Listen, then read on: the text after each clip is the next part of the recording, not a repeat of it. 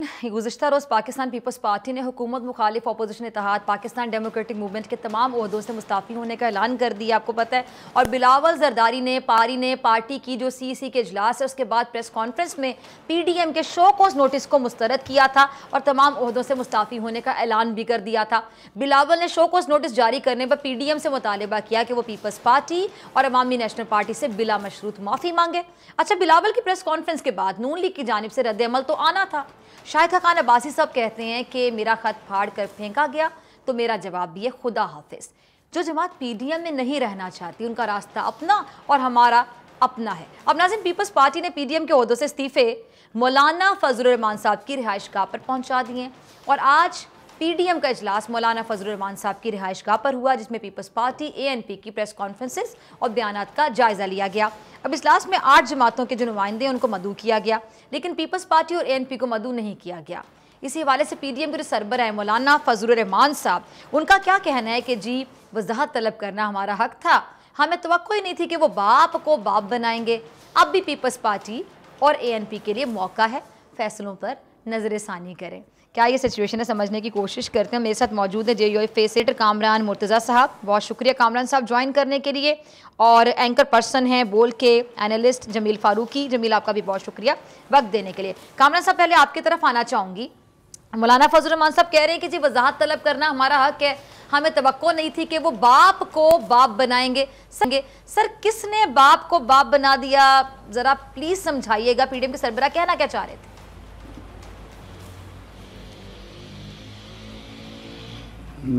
इस तरह से नहीं था कि इसमें ये बात लाइटर साइड पे की गई थी। उससे पहले की बातें जो है ना वो शायद आपने नहीं नोट की हैं या आपके पास उसकी क्लिपिंग नहीं है जी। उससे पहले यही कहा गया था कि उनकी अपनी एक जद्दोजहद है, उनकी अपनी एक तारीख़ है और वो अपनी उस तारीख़ का लिहाज करते हुए जो है ना फैसलों पे नज़रसानी करेंगे। तो ऐसी बात नहीं है, बड़े नरम लहजे में बड़ी खूबसूरती के साथ जो है वो आज उन सख्त बातों का भी जवाब दिया गया। बिलावल नौजवान है, ज़ाहिर है नौजवानी की तो नौजवान होने के नाते जो है ना वो सख्त बात भी कर सकते हैं। हम ज़रा उम्र में उनसे ज़्यादा हैं तो हमारी नरम बात होगी। तो वो बाप को बाप बनाने वाली बात वो एक लाइटर साइड पे थी, कोई ऐसी बात नहीं थी कि उनको कोई ताना दिया गया था या तंज किया गया था, ऐसा नहीं था। अच्छा कामरान साहब, जब लाइटर नोट पे बातें की जाती हैं तो फिर मेरे ख्याल से साथ कह देना चाहिए कि हम लाइटर नोट पे बात कर रहे हैं, या कहका लगा देना चाहिए ताकि कोई इस बात को सीरियस ना ले सके, सवाल उठाने वाले सवाल ना उठाएं, तजिया कर उस पर तजिया ना करें, कोई एंगलिंग ना हो, मतलब क्लियर हो जाना चाहिए ना। मैं नहीं सुन पाया, आपकी बात नहीं सुन चलिए मैं आपकी तरफ दोबारा आती हूँ। जमील, मैं आपकी तरफ आती हूँ। आपने कामरान साहब को भी सुना, ठीक है। कामरान साहब, मैं आपकी तरफ दोबारा आती हूँ। कामरान साहब, मैंने जो सवाल पूछा जमील, आपने वो सवाल भी सुना, कामरान साहब का जवाब भी आपने सुना। अब ये जो लाइटर नोट पे बातें की जाती हैं जमील, तो फिर साथ क्लियर कर देना चाहिए कि लाइटर नोट पे बात हो रही, ताकि ना जिसके बारे में बात हो रही ना उस बात को संजीदगी से ले, आपके मेरे जैसे सहाफ़ी वो भी सवाल ना उठाएं, तजियाकार जो हैं वो भी इस पर बात ना करें। और जारी बात है लाइटर नोट की बात है, फिर लाइटर नोट में हवा में उड़ा देनी चाहिए। क्या कहते हैं आप? देखिए जी, सबसे पहले तो पॉलिटिक्स के अंदर कोई लाइटर नोट नहीं होता। कोई अगर इसको नोट का रंग देकर बात करना चाह रहा है तो खैर उनका इस्तेहकाक है, वो हक रखते हैं इसका। लाइटर नोट में ही कहा गया था कि आरिया पार कर देंगे, वो लाइटर नोट आपके हमारे सामने है। लाइटर नोट में ही कहा गया था कि हम इस्तीफे मुंह पे दे मारेंगे, वो लाइटर नोट हमारे सामने है। लाइटर नोट में ही कहा गया था कि मौलाना साहब तमाम तर लेजिटिमेट अथॉरिटी रखते हैं नोटिस देने की। भाई, पाकिस्तान पीपल्स पार्टी अगर सेनेट में अपना कायदे हिज़्ब इख्तिलाफ मुकर्रर ना करवाती तो शायद सिचुएशन कुछ और होती। उन्होंने जब अपना बंदा मुकर्रर करवा दिया है तो अब उनको तो फेस सेविंग चाहिए थी, उनको तो ये रूम चाहिए था कि कोई जवाब पैदा हो और वो छोड़कर चले जाएं। देखें, अब उनको निकाल तो कोई सकता नहीं था और वो इस तरह छोड़कर चले जाते तो उनके लिए बड़ी सुबकी होती। अब उनके पास एक जवाब पैदा कर दिया PDM के प्लेटफॉर्म से, PDM के कायद मौलाना फजलुर रहमान साहब ने, कि उनको शो कॉज नोटिस दे दिया।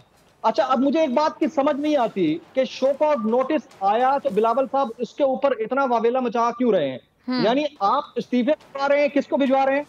मौलाना फजलुर रहमान साहब को। वो लेजिटिमेट है, और अगर शो कॉज नोटिस के ऊपर एक्सप्लेनेशन कोई आपसे मांग रहा है तो वो गलत है। मतलब ये बातें समझ में मेरी समझ से बाहर है। ज़िमनी इंतखाब में किसी के लिए अपने कैंडिडेट को बिठाना हो तो वो लेजिटिमेट है, लेकिन कायदे हिज़्ब इख्तिलाफ यूसुफ रज़ा गिलानी को उनकी मुकर्रर करदा पोजीशन पर देखना इलेजिटिमेट है।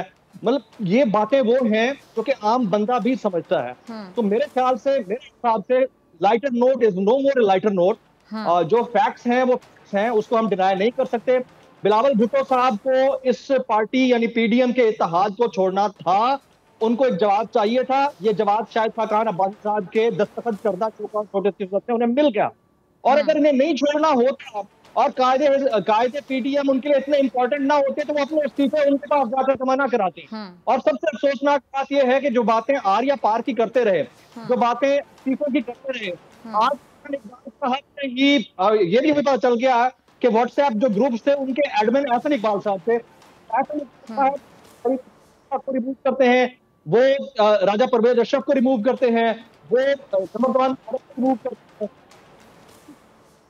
अच्छा, जमील को शायद कोई टेक्निकल फॉल्ट है, मैं सही तरीके से सुन नहीं पा रही हूँ। पैनल ज़रा ये फिक्स कीजिएगा इशू, क्योंकि हम लाइव जा रहे हैं तो जमील को मैं सही तरीके से सुन नहीं पा रही हूँ। आप दोबारा जमील को कॉल मिलाएं। अच्छा, मैं आपकी तरफ आना चाहूँगी कामरान साहब, आपने जमील को भी सुना, कुछ ऐड करना चाहे आप ऐड कर सकते हैं। और ये जो आप लोग अब इस्तीफ़ा लॉन्ग मार्च के हवाले से क्या कर रहे हैं, क्या प्लानिंग है आप, क्योंकि पीपल्स पार्टी तो बननी है आपके साथ।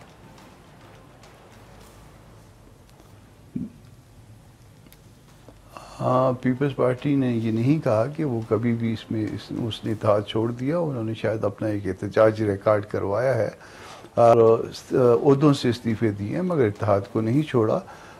मेरी इतला के मुताबिक 1-2-3 दिन पहले जो है जरदारी साहब की मौलाना साहब से बात भी हुई थी, और शायद मैं गलत भी हो सकता हूँ, मगर मुझे किसी ने कहा था कि शायद बात हुई है।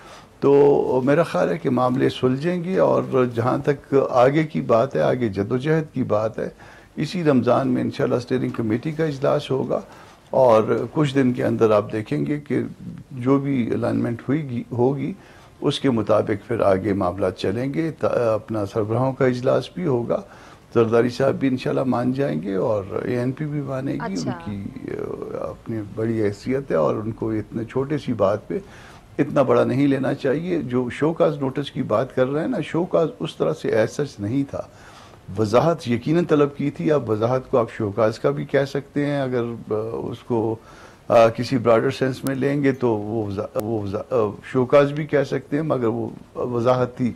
अब चूंकि एक इत्तेहाद वजूद रखता था और एक पार्टी उस इत्तेहाद का एक सरबराह भी था और उसका एक नज़म भी था, तो जब किसी का नज़म होता है और किसी को शिकायत पैदा होती है तो वो जवाब मांग सकता है। उसका ये एक तरीका ये हो सकता था कि जुबानी भी दिया जा सकता था, एक तरीका ये भी था कामरान साहब, सॉरी मैं आपकी बात काट रही हूं, आई एम रियली सॉरी, मैं आपको इंटरप्ट कर रही हूं। आप बहुत अच्छे तरीके से बात करते हैं, मैं आपका बड़ा रिगार्ड करती हूं, बहुत अच्छे तरीके से बड़े तहम्मुल से जवाब देते हैं, आपकी बहुत अच्छी बात है ये। लेकिन कामरान साहब मुझे बताइएगा कि ये जो शोकोज आप उसको बड़ा सिंपल बता रहे हैं। पहले अपने कहा लाइटर नोट पे बात हो, चले हमने मान लिया, मैं भी मान लेती हूँ, जमील भी मान लेते हैं कि लाइटर नोट पे बात हुई है। अब आप कह रहे हैं कि वो शोकोज नोटिस था, वो इसलिए था उसलिए था, तो फिर उसने तो इतना प्रॉब्लम क्रिएट कर दिया।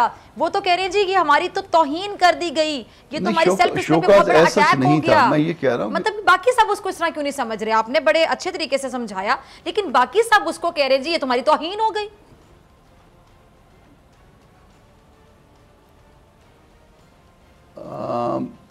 जज्बाती हैं बिलावल, शायद अभी नौजवान है, उन्होंने इसको तौहीन गर्दाना, मगर ऐसी तौहीन नहीं थी।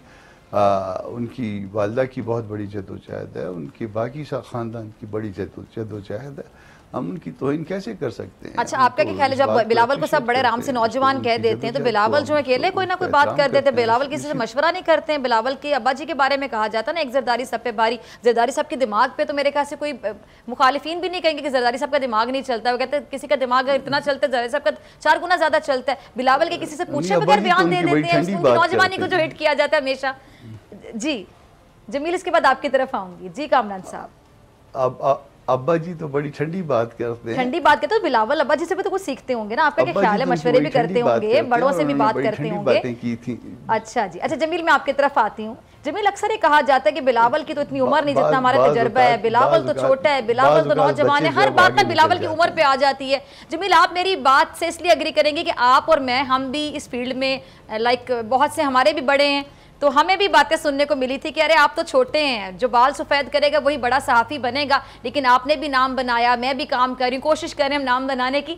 तो बिलावल की भी वही सिचुएशन है जो यंग जर्नलिस्ट को फेस करनी पड़ती हैं चीज़ें, लेकिन बिलावल तो चौके छक्के मार रहे हैं। मुझे तो बिलावल की परफॉर्मेंस सफ़ेद बालों वालों से ज़्यादा अच्छी लगती, कई बार बड़ी मेच्योरिटी का मुजाहरा कर जाते हैं। अब आप पीडीएम इत्तेहाद को देख लें, सबसे ज़्यादा मेच्योरिटी का मुजाहरा कौन कर रहा है? अगर आप कहने चले अंधों में काना राजा कह दें, आप पीपल्स पार्टी को नंबर देंगे, मेरिट पे नंबर देंगे? तो बिलावल की जो उम्र का ताना उनको दिया जाता है एक यंग सहाफ़ी के तौर पे, या जो भी एक यंग बंदा कुछ करना चाह रहा होता है, कर रहा होता है, तो आपको कैसा महसूस होता है?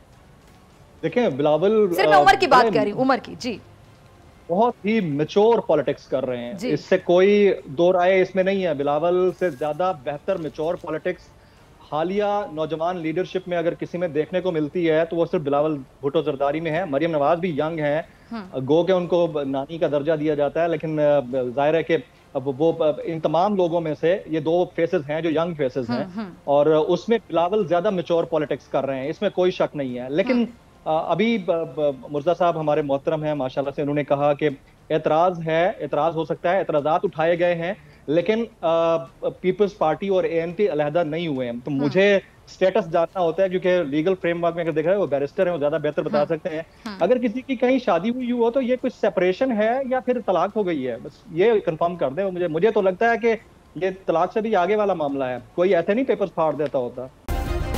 सब्सक्राइब करें और बेल दबाएं ताकि कोई खबर रह न जाए।